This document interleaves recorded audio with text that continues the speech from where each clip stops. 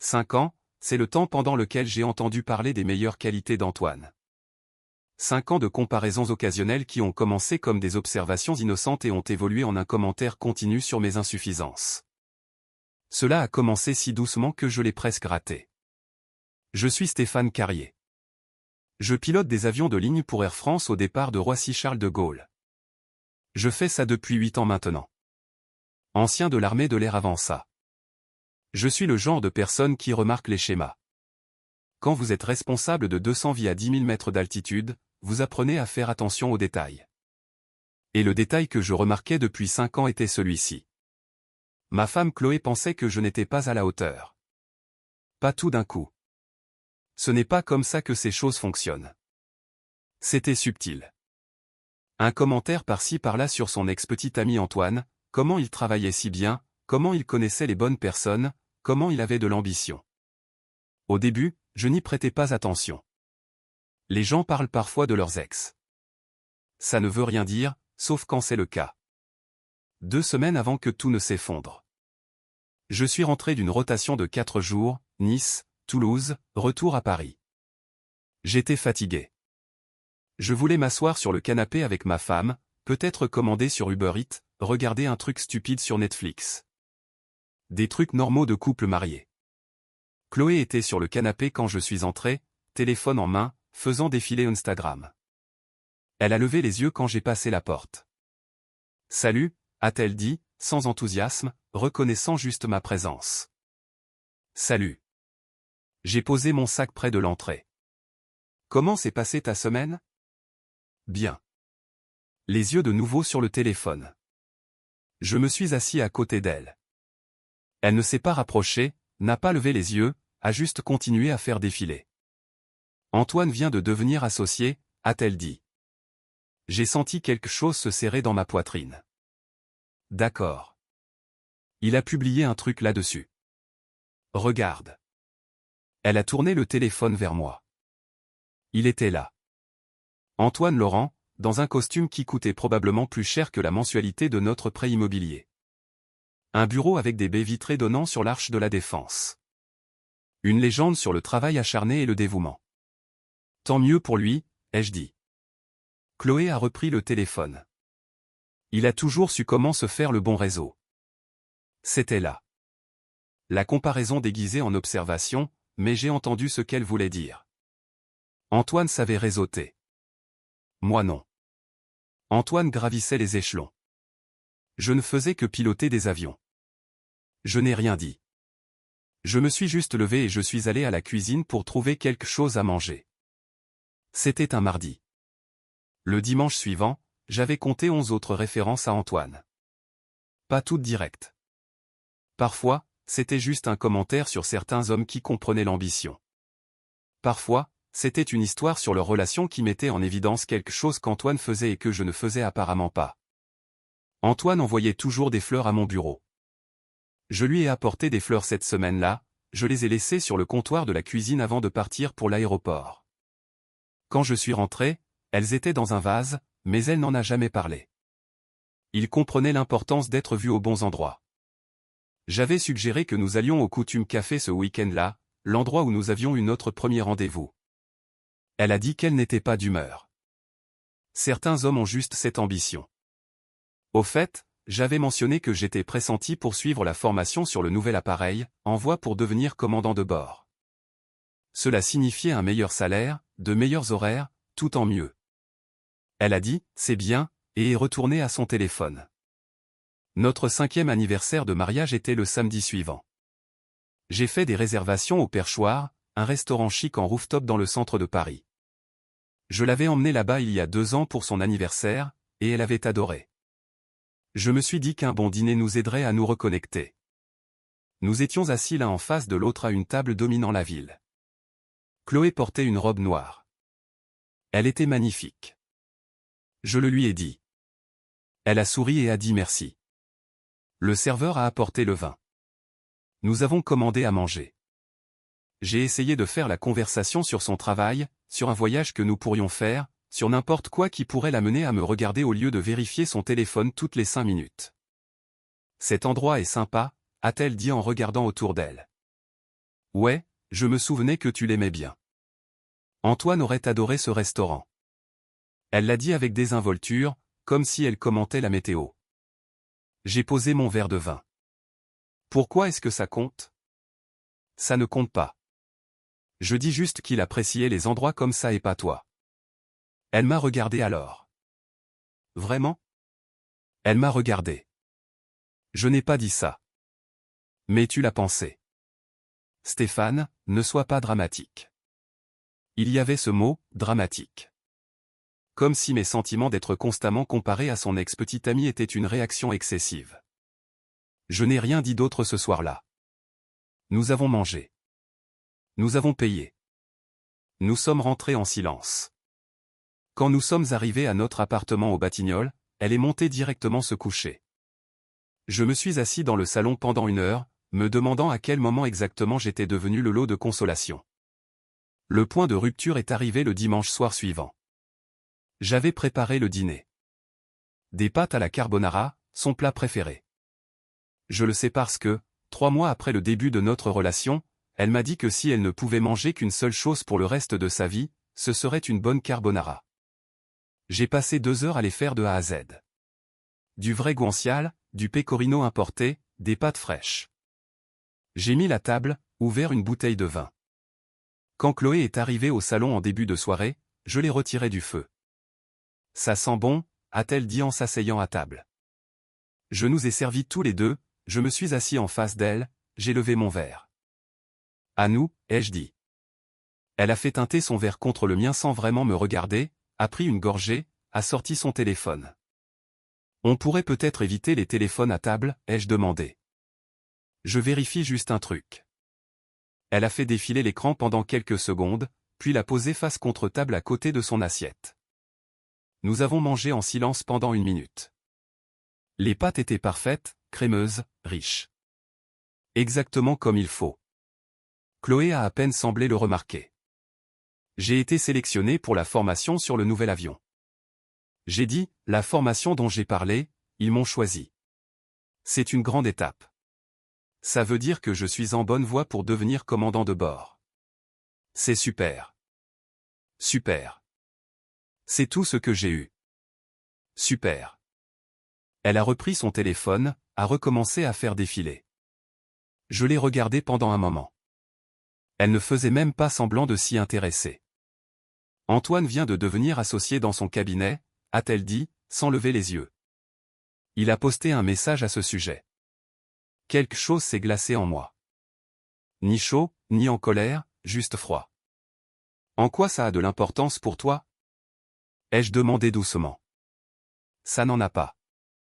Je dis juste que certaines personnes se dépassent vraiment. J'ai posé ma fourchette avec précaution. Et pas moi. Tu as choisi la voie de la sécurité. Elle a dit ça comme un fait, comme s'il n'y avait pas de débat. Il n'y a rien de mal à ça. La voie de la sécurité. Tu vois ce que je veux dire? Antoine a toujours poursuivi ce qu'il voulait. Il avait une vision. Antoine avait une vision, ai-je répété. Ouais, c'est ça. Certains hommes sont juste construits comme ça. Je me suis levé, j'ai commencé à débarrasser mon assiette.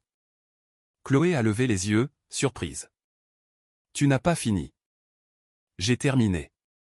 Tu es sérieux? Tu vas bouder maintenant? Je me suis tourné vers elle. Tu as mentionné Antoine 14 fois la semaine dernière. J'ai compté. Elle a levé les yeux au ciel.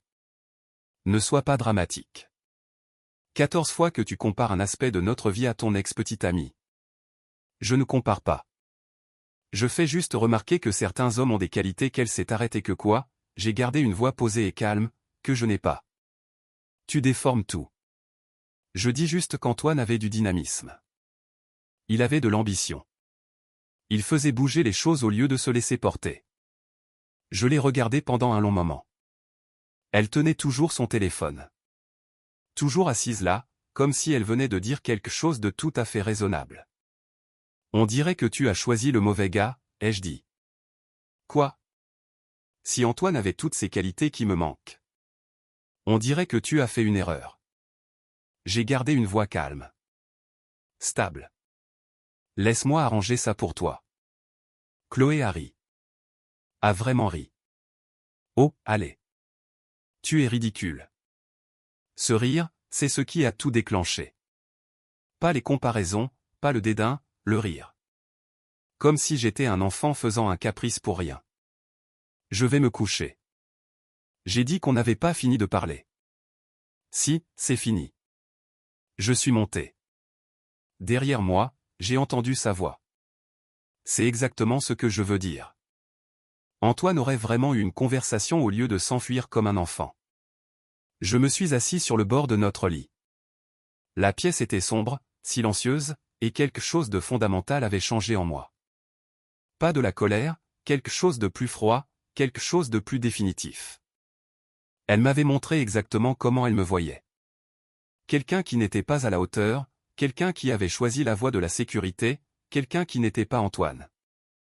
Et j'en avais fini d'essayer de prouver le contraire. Je n'ai pas beaucoup dormi cette nuit-là. Chloé est venue se coucher vers 23 heures, a fait toute sa routine de soins de la peau dans la salle de bain, s'est glissée sous les couvertures, a pris son téléphone et a fait défiler les réseaux sociaux jusqu'à ce qu'elle s'endorme finalement vers minuit. Je suis resté là dans le noir, à écouter sa respiration, et j'ai pris une décision. Je n'allais pas me disputer, je n'allais pas plaider ma cause, je n'allais pas essayer de la convaincre de ma valeur. J'allais lui donner exactement ce qu'elle avait demandé. Lundi matin, je me suis réveillé à 5 heures, mon heure habituelle. J'avais une rotation de 3 jours qui commençait cet après-midi-là. Nice, Lyon, retour à Paris, mais j'avais la matinée de libre.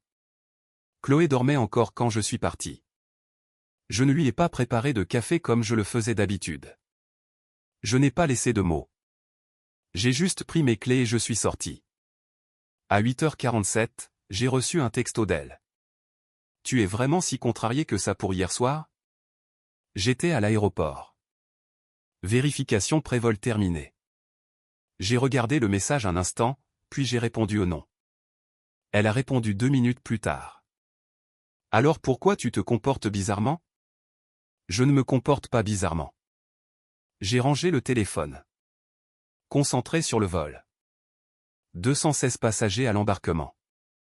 Vol de routine vers Nice. Décollage à 10h15. Pendant l'escale à Nice, je me suis assis dans le salon de l'équipage avec Thomas Garnier, mon copilote. Nous volions ensemble depuis 3 ans. Il était divorcé depuis 3 ans. Tu as l'air ailleurs, a dit Thomas, en levant les yeux de sa tablette.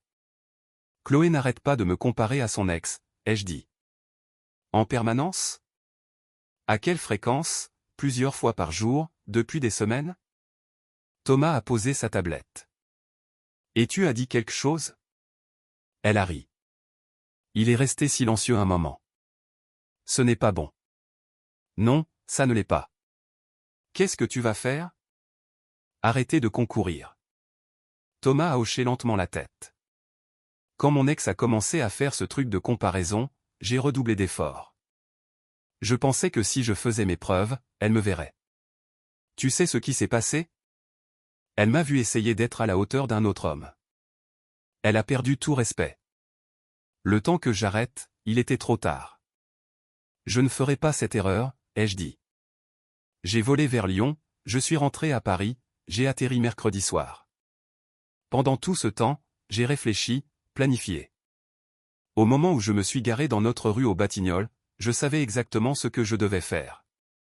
Chloé était sur le canapé quand je suis entré. Même position que d'habitude, téléphone en main. Une émission de télé-réalité passait à la télé sans qu'elle la regarde. Comment s'est passé ton voyage? A-t-elle demandé, sans lever les yeux. Bien. J'ai posé mon sac, je suis allé dans la cuisine, je me suis versé un verre d'eau, je suis revenu et je me suis assis dans le fauteuil en face d'elle, pas sur le canapé à côté d'elle. Le fauteuil, a-t-elle remarqué, en levant les yeux. Pourquoi tu t'assois là-bas? J'en avais juste envie. Nous sommes restés assis en silence pendant quelques minutes. Elle n'arrêtait pas de me regarder, puis de regarder son téléphone, puis de me regarder à nouveau. Tu es bizarre, a-t-elle fini par dire. En quoi? Je ne sais pas. Différent. Froid. J'ai pris un livre sur la table d'appoint, j'ai commencé à lire ou à faire semblant de lire. En réalité, je ne m'engageais tout simplement pas avec elle, je ne lui demandais pas comment s'était passée sa journée, je n'essayais pas d'entamer une conversation, je ne jouais pas le rôle du mari attentionné qui voulait son attention. Au bout d'environ 20 minutes, elle a repris la parole. « Tu es fâché contre moi ? » ?»« Non. »« Alors qu'est-ce qui se passe ? » ?»« Il ne se passe rien. »« Tu es clairement contrarié à propos de dimanche. » J'ai levé les yeux de mon livre. « Je te donne ce que tu as demandé. » « Qu'est-ce que ça veut dire ? » ?»« Tu as dit que je me laissais porter, que je ne me dépassais pas comme Antoine le faisait, alors j'enlève la pression. » Considère qu'elle a disparu. Son visage a rougi. « Je ne voulais pas dire ça comme ça. »« Comment voulais-tu le dire ? » Elle n'a pas répondu. Elle est juste retournée à son téléphone. Jeudi matin, j'ai passé un coup de fil. Maître Richard Dubois, avocat. Thomas me l'avait recommandé quand il avait traversé son divorce. « Depuis combien de temps êtes-vous mariés ? » a demandé Maître Dubois. 5 ans. Des enfants ? Non. Des biens immobiliers ? Un appartement ? Les deux noms sont sur l'acte de propriété. Mon salaire couvre environ 80% de nos dépenses. Qu'est-ce qui motive cet appel ? Ma femme a passé 5 ans à me comparer à son ex-petite amie. Quand je lui en ai parlé, elle a ri. Dubois est resté silencieux un moment. C'est un motif suffisant, la loi française permet d'entamer une procédure de divorce de manière unilatérale. Si vous êtes sérieux, commencez à documenter la séparation financière dès maintenant. J'ai ouvert un compte courant séparé l'après-midi même. J'ai configuré un virement direct pour diviser mon salaire. 50% sur le compte joint que nous partagions, 50% sur un compte à mon seul nom. Ensuite, j'ai commencé à rassembler les documents, passeport, acte de naissance, déclaration d'impôt des 3 dernières années, livret de famille, acte de propriété, carte grise de ma voiture. Tout est allé dans un sac verrouillé dans mon coffre. Ce soir-là, Chloé a essayé une approche différente. Elle avait préparé le dîner. Rare pour elle. D'habitude, c'était moi qui cuisinais quand j'étais à la maison. « J'ai fait ton plat préféré », a-t-elle dit quand je suis entré. Une blanquette de veau. Ça sentait bon. Je l'ai remercié. Nous avons mangé. J'ai aidé à nettoyer, mais je ne me suis pas adouci. Je n'ai pas fléchi. J'ai juste maintenu une courtoisie polie et distante. « Tu vas rester fâché pour toujours ? » a-t-elle demandé pendant que nous remplissions le lave-vaisselle. Je ne suis pas fâché. Alors qu'est-ce qui se passe ? Il ne se passe rien. C'est juste comme ça que les choses sont maintenant. Elle m'a dévisagé. Qu'est-ce que ça veut dire ? Ça veut dire que je t'ai entendu. Tu m'as dit ce que tu pensais de moi. Je l'accepte. Je ne voulais pas te blesser. Tu ne t'es pas excusé de penser ce que tu as dit, juste d'avoir blessé mes sentiments. Il y a une différence. Ce n'est pas juste. J'ai fermé le lave-vaisselle. Ce qui n'est pas juste, c'est de passer 5 ans avec quelqu'un qui aimerait que tu sois quelqu'un d'autre. Vendredi soir, elle a essayé d'initier un moment d'intimité. J'étais au lit en train de lire quand elle est sortie de la salle de bain dans la nuisette noire que je lui avais achetée pour la Saint-Valentin l'année dernière. Elle s'est glissée dans le lit à côté de moi, a posé sa main sur mon torse. « Pas ce soir », ai-je dit, sans lever les yeux de mon livre. « Stéphane, je suis fatigué. Tu ne m'as pas touché depuis une semaine. » Je sais, elle a retiré sa main, à cause de ce que j'ai dit sur Antoine parce que je ne suis pas intéressé à rivaliser avec un souvenir. Ce n'est pas ce qui se passe. J'ai posé mon livre, je l'ai regardé. Tu as passé 5 ans à me dire que je n'étais pas à la hauteur. J'accepte simplement ton évaluation. Je n'ai jamais dit ça. Tu as dit qu'Antoine avait une vision et du dynamisme. Que j'ai choisi la voie de la sécurité. Que je me laisse porter. Comment appelles-tu ça exactement ? Elle n'a pas répondu, s'est juste levée et est allée aux toilettes. Quand elle est revenue, elle portait un t-shirt au lieu de la nuisette. Elle s'est glissée dans le lit et a éteint sa lumière sans dire bonne nuit. Samedi, je suis allé à la salle de sport seul. Nous avions l'habitude d'y aller ensemble le week-end. Plus maintenant. Quand je suis rentré, Chloé était dans la cuisine en train de préparer du café. Tu étais où? À la salle. Pourquoi tu ne me l'as pas dit? Je serais venu. Je n'ai pas pensé à le mentionner. Son visage s'est décomposé, juste une seconde, mais je l'ai vu. Le moment où elle a réalisé que je ne l'incluais plus dans ma routine. Dimanche a été le jour où elle a vraiment compris. Nous étions tous les deux à la maison. J'ai passé la matinée à nettoyer ma voiture, à organiser mon sac de vol, des trucs d'entretien normaux. Elle n'arrêtait pas de trouver des raisons d'être là où j'étais. Tu veux aller bruncher? A-t-elle demandé vers 11 heures. J'ai déjà mangé. On pourrait aller se promener. Non, ça va. Stéphane, s'il te plaît, parle-moi. J'ai levé les yeux de mon sac. De quoi aimerais-tu parler? De nous? De ce qui se passe. Il ne se passe rien. Tu m'as dit ce que tu pensais. Je me suis adapté en conséquence. Je suis désolé. D'accord. Je suis désolé si ce que j'ai dit t'a blessé. Tu t'es excusé d'avoir blessé mes sentiments. Tu ne t'es pas excusé de penser ce que tu as dit. Je ne le pensais pas. Tu as ri quand je l'ai pris au sérieux. Les gens ne rient pas des malentendus. Elle a ouvert la bouche, l'a refermée, s'est retournée et s'est éloignée. Lundi, j'avais un jour de congé. Chloé ne le savait pas. Elle est partie travailler à 8 heures en pensant que j'avais des vols prévus. À 9 heures, j'étais assis dans le bureau de Maître Dubois avec un dossier plein de documents financiers. Vous semblez certain, a dit Dubois en examinant les papiers. La plupart des gens hésitent. Ils veulent arranger les choses, puis déposer la demande, puis vouloir à nouveau arranger les choses. Où en êtes-vous? Je n'essaie rien d'arranger. J'accepte ce qu'elle m'a dit, c'est-à-dire qu'elle aimerait que je sois quelqu'un d'autre. Dubois a hoché la tête. Je peux avoir les papiers prêts pour demain. Êtes-vous sûr de vouloir aller si vite? J'y pense depuis 5 ans. Ce n'est pas rapide. Très bien. J'ai quitté son bureau à 11 heures avec un plan. Les papiers seraient prêts mardi après-midi. Je les récupérerai, les signerai mardi soir. Chloé recevrait la signification par huissier mercredi matin sur son lieu de travail. Rapide, décisif. Pas de place pour qu'elle me dissuade. Quand Chloé est rentrée lundi soir, j'étais dans la cuisine. Tu étais où aujourd'hui? A-t-elle demandé. Tu n'étais pas sur le planning. Un rendez-vous. Quel rendez-vous? Affaires personnelles. Depuis quand on a des affaires personnelles dont on ne discute pas? Je l'ai regardé. Depuis environ 10 jours. Son visage a pâli. Elle a commencé à dire quelque chose, puis s'est arrêtée. Elle est montée sans un mot de plus. Mardi matin. Elle a réessayé. Il faut qu'on parle quand tu rentres. Elle a envoyé un texto à 8h34. Je n'ai pas répondu avant 13h. D'accord. Sérieusement, ce traitement silencieux est puéril. Je ne te fais pas le traitement silencieux. Je ne me montre juste plus disponible. Qu'est-ce que ça veut dire au juste? Je l'ai appelée à 20h ce soir-là. Elle a répondu avant la fin de la première sonnerie. Qu'est-ce que ça veut dire? A-t-elle répété. Ne plus me montrer disponible. Ça veut dire que tu voulais des qualités que je n'ai pas.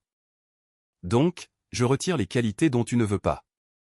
Je n'ai jamais dit que je ne voulais pas de toi. Tu as dit que j'avais choisi la voie de la sécurité. Que je me laissais porter. Que Antoine avait une vision et un dynamisme qui me manquent. Ce ne sont pas des compliments. J'étais frustré. Assez frustré pour rire quand je t'ai prise au sérieux. Silence. C'est bien ce que je pensais, ai-je dit, et j'ai raccroché. J'ai récupéré les papiers au cabinet de Dubois à 16h. Je les ai signés à 18h, la procédure était lancée. À 20h, c'était réglé. Je demandais officiellement le divorce de Chloé Carrier. Ensuite, je suis rentré pour faire mes valises. Elle n'était pas là quand je suis arrivé à 18h45. Bien. J'ai agi rapidement. 2 sacs de sport du placard, des vêtements pour 2 semaines, des articles de toilette, mon ordinateur portable et mes chargeurs, la montre de mon père, mes carnets de vol, tout ce qui comptait. Les sacs étaient près de la porte quand Chloé est rentrée à 19h30. Elle les a vus immédiatement. Tu vas quelque part? Oui. Elle a ri nerveusement. Où ça? Chez Thomas. Pour combien de temps? Indéfiniment. Le rire s'est arrêté. Quoi? J'ai lancé la procédure de divorce cet après-midi. Un huissier t'apportera les papiers demain. Pendant 10 secondes, elle m'a juste dévisagé en silence total. Comme si elle attendait que je dise que je plaisantais. Je ne l'ai pas fait. Tu plaisantes. Elle a fini par dire « non ». C'est de la folie. Tu ne peux pas juste. Je peux. Et je l'ai fait. À cause de ce que j'ai dit sur Antoine. C'est ridicule. Ce n'est pas à propos d'Antoine.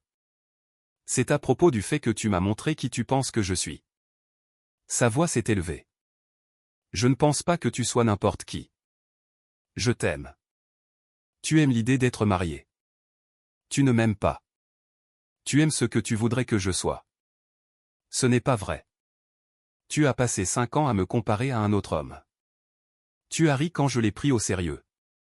Tu t'es excusé d'avoir blessé mes sentiments, mais pas de l'avoir pensé. Ça me dit tout. Tu te comportes comme un enfant, tu jettes un mariage par la fenêtre pour rien. J'ai pris mes sacs. Où est-ce que tu vas? Sa voix devenait plus aiguë. Paniquée. Je te l'ai dit, chez Thomas. Elle a avancé vers la porte. Tu ne peux pas partir. Regarde-moi faire. Il faut qu'on en parle. J'ai sorti mon téléphone, j'ai tapé un message pendant qu'elle regardait. Je pensais ce que j'ai dit. Les papiers sont réels. Je te contacterai par l'intermédiaire de mon avocat. Il s'appelle Maître Richard Dubois. Je le lui ai envoyé. Son téléphone a vibré dans sa poche. Ne t'avise pas d'envoyer ça aux gens. Elle a essayé d'attraper mon téléphone. Je l'ai gardé hors de portée. Ce n'est pas pour les gens. C'est pour toi. Comme ça, tu as l'information. J'ai pris mes sacs. Pousse-toi. S'il te plaît. S'il te plaît, ne fais pas ça. Elle pleurait maintenant. S'il te plaît. Tu as fait ça il y a 5 ans quand tu as décidé que je n'étais pas Antoine. J'ai juste arrêté de faire semblant que ça n'avait pas d'importance. Je vais changer. Je ne parlerai plus jamais de lui.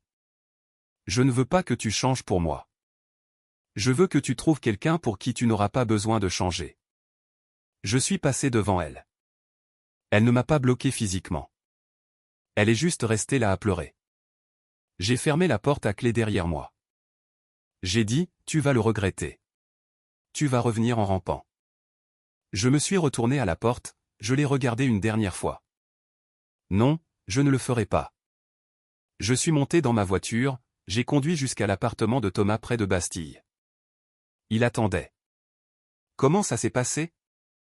A-t-il demandé. C'est fait. Comment tu te sens? Déterminé. À 21h47, mon téléphone a vibré. Texto de Chloé. Tu vas vraiment faire ça? Ça arrive vraiment. L'émoji qui pleure de rire. Elle pensait toujours que je bluffais. Un autre texto 2 minutes plus tard. Bien.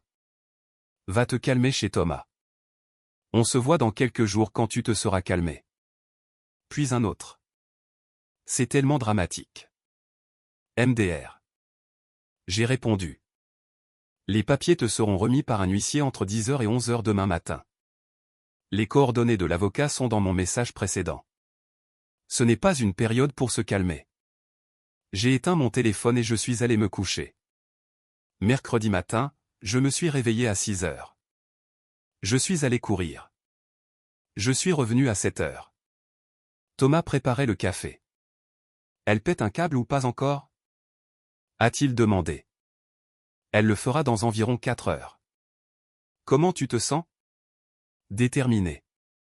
À 10h27, mon téléphone a commencé à sonner.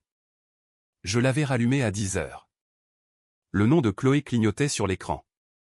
J'ai rejeté l'appel. Elle a rappelé à 10h30. Rejeté. 10h32. Rejeté. 10h33. Rejeté. Puis les textos ont commencé. Réponds à ton téléphone. C'est vrai. Tu as vraiment déposé les papiers. Je croyais que tu plaisantais. Appelle-moi tout de suite. Stéphane, s'il te plaît, décroche. Je suis désolé. D'accord. Je suis désolé. Tu ne peux pas faire ça. Tout le monde au travail a vu l'huissier livrer les papiers. Tu sais à quel point c'est humiliant? Parle-moi, s'il te plaît. J'ai attendu jusqu'à midi, puis j'ai envoyé un texto. Je t'ai dit que c'était réel. Tu as choisi de ne pas me croire. Contacte mon avocat pour toute question. À la fin de la journée, elle avait appelé 67 fois, envoyé 41 textos. Les messages suivaient un schéma. De la colère le matin. Comment oses-tu m'embarrasser comme ça? Des négociations l'après-midi. Je ferai n'importe quoi. S'il te plaît, parle-moi. Du désespoir le soir. Je n'arrive plus à respirer. Je n'arrive plus à penser. S'il te plaît. Puis retour à la colère la nuit. C'est de ta faute d'être si sensible. Et enfin, la panique. Qu'est-ce que je suis censé dire aux gens? Je les ai tous lus. Je n'ai répondu à aucun. Thomas m'a trouvé sur son balcon vers 20h ce soir-là, une bière à la main. Elle perd la tête, a-t-il dit en s'asseyant à côté de moi. Elle perd le contrôle. Ce n'est pas la même chose. Jeudi matin, Chloé s'est pointée à l'immeuble de Thomas. 7h45.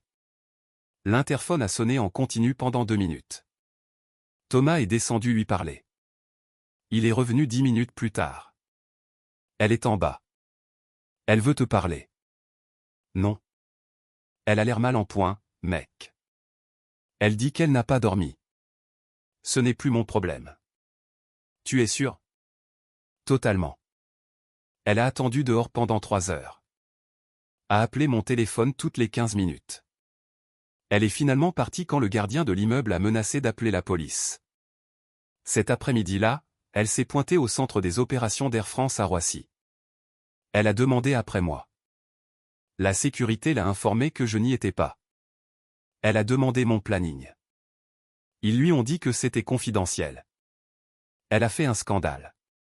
Le commandant Leroy m'a appelé à 16h. Ta femme était là. Elle a fait forte impression. Je m'en excuse, commandant. Pas la peine. Mais elle exigeait ton planning. Je lui ai dit que ça regardait seulement toi et la compagnie. Merci. Tout va bien à la maison, Stéphane? Ça ira, commandant. Ce soir-là, la sœur de Chloé, Camille, s'est pointée chez Thomas. Thomas a ouvert la porte. J'écoutais d'en haut. Il faut qu'il parle à Chloé. Camille a dit qu'il n'avait rien à faire. Elle est en train de s'effondrer. C'est entre elle et son psy. Vous ne comprenez pas. Je comprends parfaitement. J'ai été marié à quelqu'un qui faisait la même chose que Chloé. Le jeu des comparaisons. Ça ne s'arrête pas tant qu'on n'arrête pas de jouer. Ce n'est pas un jeu. Elle a fait une erreur. Elle a fait un choix, à plusieurs reprises, pendant 5 ans. Stéphane a juste fini par l'écouter. Camille est partie. Je suis descendu. Merci, ai-je dit à Thomas. Elles vont continuer à venir. Je sais. Tu l'as vu. Ouais. Vendredi, la mère de Chloé a appelé. Sophie Martin. J'ai failli ne pas répondre, mais j'ai décidé d'en finir. Ma fille est dévastée, a-t-elle dit. Je comprends. Alors rentre à la maison et arrange ça. Il n'y a rien à arranger. Elle m'a montré comment elle me voit. Je l'accepte. Le mariage, c'est le pardon. Je suis d'accord, mais je ne peux pas lui pardonner ce qu'elle ressent sincèrement. Elle ne le pensait pas. Elle a ri quand je l'ai pris au sérieux. Ce n'est pas quelqu'un qui ne le pensait pas. Sophie a essayé pendant encore 10 minutes. Je suis resté calme, poli, ferme. Finalement, elle a raccroché. Samedi, Chloé a essayé quelque chose de nouveau. Elle a envoyé des fleurs à l'appartement de Thomas. La carte disait « Je suis tellement désolé. S'il te plaît, rentre à la maison. Je t'aime. » Je les ai jetés sans ouvrir la boîte. Dimanche. Elle m'attendait au Coutume Café, l'endroit où nous avions eu notre premier rendez-vous. Je suis entré à 9 heures pour mon café matinal habituel. Je l'ai vue assise à une table près de la fenêtre. Elle m'a vu, s'est levée. Je me suis retourné et je suis sorti. Elle m'a suivi jusqu'au parking. Tu refuses même de me parler. Non. Je suis ta femme pour encore une quarantaine de jours. Oui. Comment peux-tu être aussi froid? Je ne suis pas froid. J'en ai juste fini. Je suis monté dans ma voiture et je suis parti. Lundi après-midi, j'ai reçu un email d'elle. Objet, s'il te plaît, lis ça. Stéphane, je sais que tu ne veux pas me parler, mais s'il te plaît, lis juste ça. Je vois un psy depuis que tu es parti.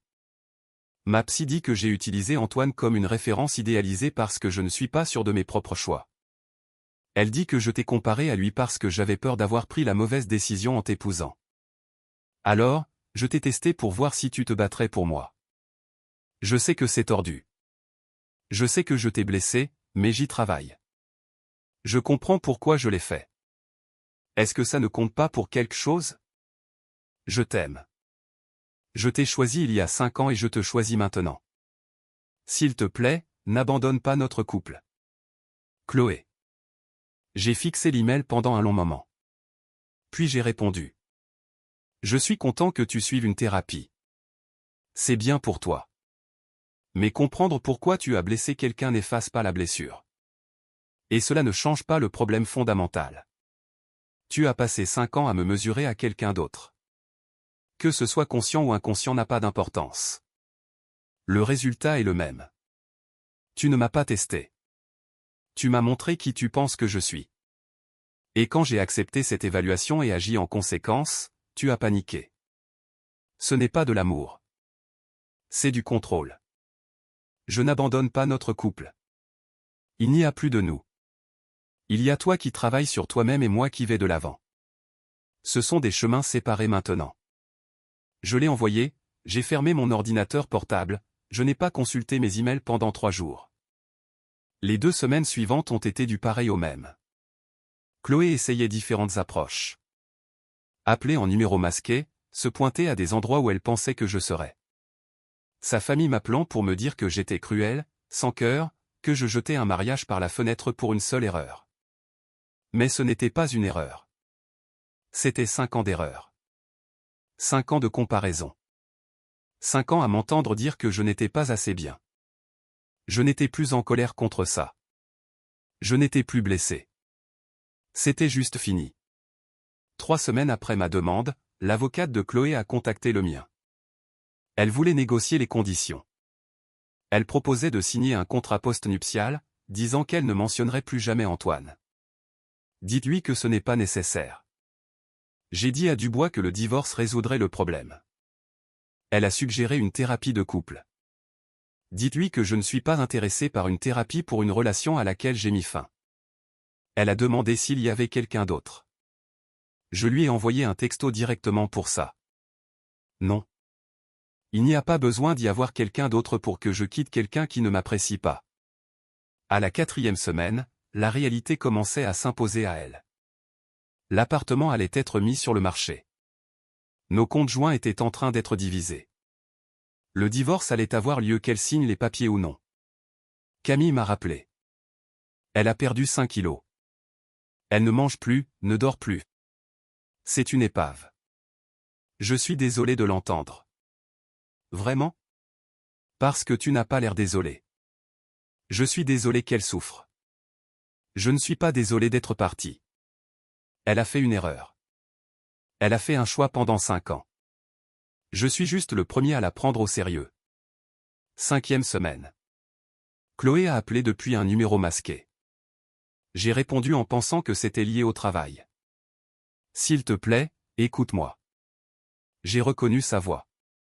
Ça doit passer par l'avocat. Je ne veux pas parler à l'avocat. Je veux parler à mon mari. Je ne suis plus ton mari, en aucun cas. Les papiers ne sont pas encore définitifs. On peut encore. On ne peut pas. Pourquoi pas? Je me suis excusé. Je me suis expliqué. Je suis en thérapie. Qu'est-ce que tu veux de plus? Je ne veux rien de toi. Ce n'est pas vrai. Tu veux que je souffre? Non. Je veux que tu comprennes. Mais si tu ne l'as pas compris maintenant, tu ne le comprendras jamais. Comprendre quoi? Qu'on ne peut pas comparer son conjoint à quelqu'un d'autre et s'attendre à ce qu'il reste. Que rire de la douleur de quelqu'un ne la fait pas disparaître. Que certaines choses ne peuvent pas être effacées. Les gens font des erreurs. Ce n'était pas une erreur. C'était un schéma. Pendant 5 ans, tu as souhaité que je sois Antoine. Maintenant, tu es libre de trouver quelqu'un qui l'est. Elle pleurait. Je pouvais l'entendre à travers le téléphone. Je ne veux pas de quelqu'un d'autre. C'est toi que je veux. Tu veux quelqu'un que tu puisses contrôler. Je ne suis plus cette personne. Je n'ai jamais essayé de te contrôler. Chaque comparaison était une tactique de contrôle. Antoine faisait ça mieux. Antoine était comme ça. Tout ça a été conçu pour m'obliger à faire plus d'efforts pour être à la hauteur. Et je l'ai fait. Pendant 5 ans, j'ai essayé. Mais j'ai fini d'essayer d'être assez bien pour quelqu'un qui a décidé que je ne l'étais pas. Tu es assez bien. Tu l'as toujours été. Alors pourquoi as-tu passé 5 ans à me dire que je ne l'étais pas? Long silence. Je ne sais pas, a-t-elle chuchoté. C'est la chose la plus honnête que tu aies dite depuis que tout ça a commencé. Donc c'est ça. C'est fini. C'était déjà fini. Tu ne le savais juste pas jusqu'à ce que j'arrête de faire semblant. J'ai raccroché. À la 6e semaine, Chloé avait accepté les conditions. Appartement vendu, capital divisé 70/30, reflétant ma contribution au revenu. Pas de pension alimentaire, une rupture nette, aucun contact continu nécessaire. Le jugement final est arrivé par la poste le 60e jour. J'étais assis dans mon nouvel appartement à Bastille, un 2 pièces donnant sur le canal Saint-Martin, et je l'ai lu. Dissolution du mariage. Stéphane Carrier et Chloé Carrier. Accordé. J'ai appelé Thomas. C'est fait, ai-je dit. Comment tu te sens? Comme si je pouvais à nouveau respirer. Je ne détestais pas Chloé. Je ne lui souhaitais pas de mal. Je souhaitais juste qu'elle ait compris ce qu'elle voulait avant d'épouser quelqu'un d'autre. J'avais entendu dire par des amis communs qu'elle était toujours en thérapie, de retour au travail, mais qu'elle luttait. Elle avait essayé les applications de rencontres mais n'arrivait à connecter avec personne. Elle disait aux gens qu'elle avait fait la plus grosse erreur de sa vie.